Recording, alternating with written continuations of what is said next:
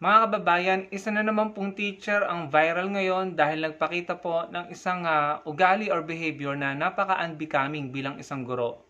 Panoorin po natin kung anong ginawa ng teacher na ito sa harap ng kanyang estudyante or sa kanyang estudyante at ating pong pag-usapan.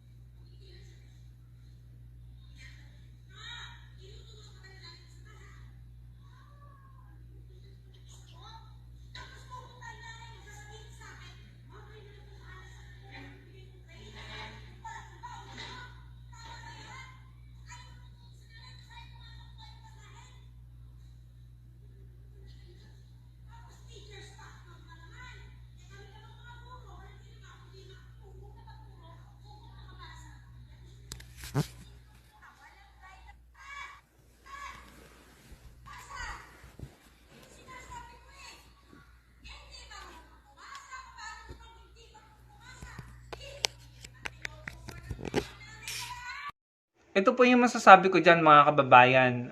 Nako ma'am, wala po kayo sa tama or sa katwiran. Unang-una, mali po yung pinapakita niyong behavior sa harap po ng estudyante nyo. Hindi po, kasi parang pinaparamdam nyo sa estudyante nyo na dapat siyang mahiya, no? Paano nyo mamomotivate na mag-aral yung bata? Hindi nyo po maipaiintindi sa bata kung anong dapat niyang gawin at dapat niyang matutunan kung kayo po ay nag-hysterical dyan at naninisi. Unang-una, kayo po ang may responsibilidad sa ikatututo ng mga estudyante. So kung hindi po natututo yung bata sa inyo, sa pagbabasa niya, tanungin niyo yung sarili niyo, hindi yung nanay ng bata. Kasi mas mahaba ang panahon ng mga bata na nasa school sila para mag-aral kumpara sa bahay. Mas mahaba ang oras nila sa school para mag-aral kumpara sa nakikita sila ng mga magulang nila. Paano kung may mga trabaho pa ang magulang niyan? Kayo po ang may responsibilidad sa ikatututo ng batang iyan. Ngayon, kung hindi marunong magbasa yung bata, wala kang ibang dapat sisihin kundi yung sarili mo. Baka hindi effective yung pagtuturo mo. O malinaw po yung sinabi ko. Baka hindi effective. Hindi ko sinasabing hindi magaling magturo. At hindi ko sinasabing sablay or ob magturo. Ang sinasabi ko, baka hindi effective yung kanyang pagtuturo. So baka dapat may baguhin kayo sa paraan ng pagtuturo nyo. Lalong-lalo na kung ganyan ang behavior na ipinapakita nyo sa bata. Pangalawa, napansin ko, may nagbibideo. Si ma'am, sa tingin ko naman, nakita niya na may nagbibideo sa kanya. Pero patuloy pa rin niyang ginagawa yung kanyang ganyang behavior sa harap ng bata. So, linawin natin, hindi natin alam kung ito ba ay scripted or hindi. Pero regardless, scripted man yan or hindi, mali pa rin yung ginawa nyong content. Kung yan ay scripted, mali yan. Kung yan ay ginawa nyo. Dahil, ginamit nyo na naman ng bata sa content kung scripted yan. Ngayon, kung totoong nangyari yan, mali pa rin. Dahil yung pinakita ng teacher ay hindi po makakatulong, in my opinion, hindi makakatulong dun sa bata. Bakit ko po ito nasasabi? Dahil naranasan ko rin pong magturo. Hindi po yan uubra. Napapahiya lang po yung bata at bababa lamang po ang tingin niya sa sarili niya at self-esteem. Mawawalan siya ng confidence. Wala kang ibang dapat sisihin kung hindi marunong ang estudyante mo, kundi yung sarili mo. Kasi ang trabaho mo, magturo sa bata. Kung hindi natututo yan, baguhin mo ang paraan mo ng pagtuturo. May iba't ibang learning curve ang mga bata. May iba't ibang kakayahan sa pagkatuto ang mga bata. May mabilis matuto, may mabagal matuto, merong tama lang, katamtaman. At dapat ina-identify mo yan, pinoprofile mo sila. At ikaw ang mag-a-adjust, hindi yung bata. So kung majority ng mga estudyante mo ay natututo agad, pero may iilan na hindi natututo, anong dapat mong gawin? Di i-remedial mo sila. Ginagawa naman yun ngayon, di ba? Merong aral program na iiwan sa school yung mga batang hindi makasunod or hindi makahabol sa lesson. Binibigyan sila ng extra time ng mga teacher. May mga assistant ang mga teacher at tinuturuan nila para makahabol ang mga ito. Hindi ikaw, hindi yung pag-hysterical mo or pagwawala mo sa harap ng bata or paninisi mo ang makakatulong sa kanya.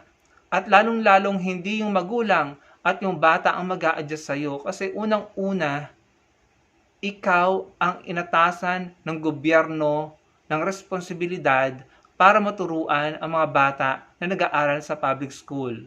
Ang mga binabayad nila sa iyo bilang sahod ay galing din sa pera ng mga Pilipino. Hindi po tayo nanunumbat, no?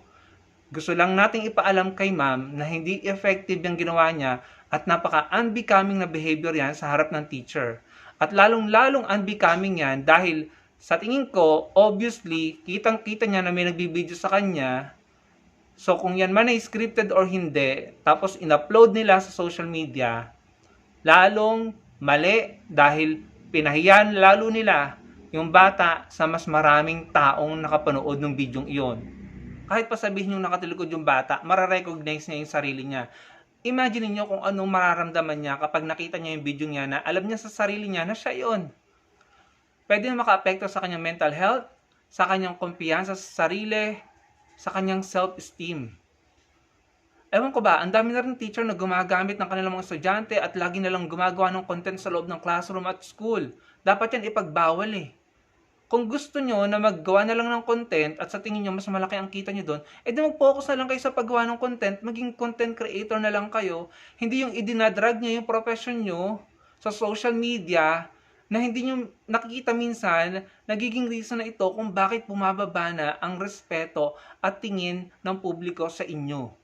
Tapos kapag kinall out kayo, kayo ay masyadong sensitive at nagre-react kayo na hindi na rin nyo napapag-isipan, kaya kayo nakakagawa na ng content at reaction na ikapapahamak nyo palalo.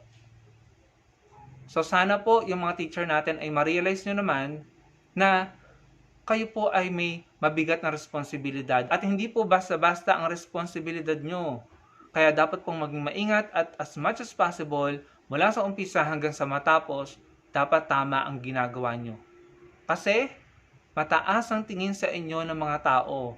Huwag sana kayong maging reason kung bakit bababa ang tingin sa inyo ng mga tao. So yun lamang. Kaya kayo rin naman mismo kayong naglagay niya sa social media. Hindi natin alam kung in-upload ng teacher. Hindi natin alam kung alam ng teacher na nag-hysterical kung in-upload yan, yung video niyan or hindi. Pero I'm pretty sure nakikita niya na may nagbibideo sa kanya. Kasi ang lapit-lapit ng camera. So, it's either alam niya na binibidyohan siya or scripted yan, pero either or hindi ka tanggap-tanggap at hindi dapat in-upload sa social media. So yun lamang po mga kababayan, pasensya na po kung may na-offend po ng mga guro, hindi po yun ang intention ko. Gusto ko lamang pong magbigay ng aking reaksyon, hindi ko po nilalahat ng guro, no? Hindi po lahat ng guro ay ganon na nagpapakita ng hindi kaaya-ayang behavior sa publiko. Ako po ay naging guro din.